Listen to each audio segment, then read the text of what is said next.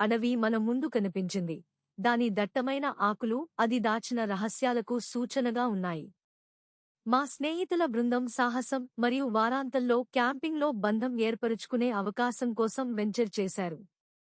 మేము అడవుల్లోకి లోతుగా పరిశోధిస్తున్న కొద్దీ చెట్లు మా ప్రతి కదలికను గమనిస్తున్నట్లుగా వాతావరణం ఒక వింత అనుభూతితో దట్టంగా పెరిగింది. ఇది మేము ఒక పురాతన కర్మ సైట్, దీర్ఘకాలంగా మరచిపోయిన నాగరికత యొక్క అవశేషాలపై పొరపాట్లు చేశాము. చరిత్ర యొక్క బరువుతో గాలి భారీగా ఉంది, మరియు మేము సహాయం చేయలేకపోయాము. భూమి పట్ల గౌరవం అనుభూతి చెందాము. రాత్రి పడటం ప్రారంభించడంతో మేము మంటల చుట్టూ గుమికూడి కథలు మార్చుకుంటూ మరియు మానసిక స్థితిని తేలికపరచడానికి ప్రయత్నిస్తున్నాము. కానీ చీకటి మా చుట్టూ నొక్కుతున్నట్లు అనిపించింది. మేము నెమ్మదిగా ఉక్కిరిబిక్కిరి అవుతున్నాము. అప్పుడే మేము గుసగుసలు విన్నాము. ఆకుల మెత్తని శబ్దం హెచ్చరికను కలిగి ఉన్నట్లు అనిపించింది.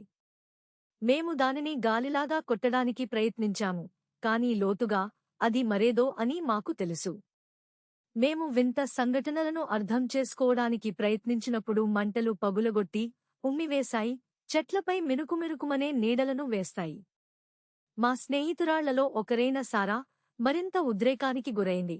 ఆమె కళ్ళు ఆచారాల ప్రదేశంపై నిరాడంబరమైన తీవ్రతతో స్థిరపడ్డాయి. ఆమె ఒక పురాతన ఒప్పందం గురించి మాట్లాడటం ప్రారంభించింది. ఇది భూమిని శాంతింపజేయడానికి త్యాగం అవసరం.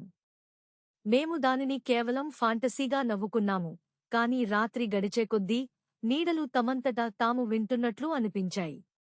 ఆపై పిచ్చితనంతో సారా ఒక కత్తిని పట్టుకుని తన ఛాతీలో పడేసింది.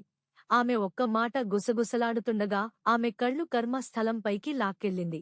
త్యాగం. మేము అక్కడ నిలబడి భయంతో స్తంభింపజేసినప్పుడు అడవి నిశ్శబ్దంగా ఉన్నట్లు అనిపించింది. ఈ క్షణం కోసం వారు ఎదురుచూస్తున్నట్లుగా గుసగుసలు ఆగిపోయాయి. ఆపై అంతా అయిపోయిందని మేము అనుకున్నట్లుగా చెట్లు మళ్లీ గుసగుసలాడడం ప్రారంభించాయి. వాటి మెత్తని రస్టింగ్ బిగ్గరగా పెరుగుతోంది.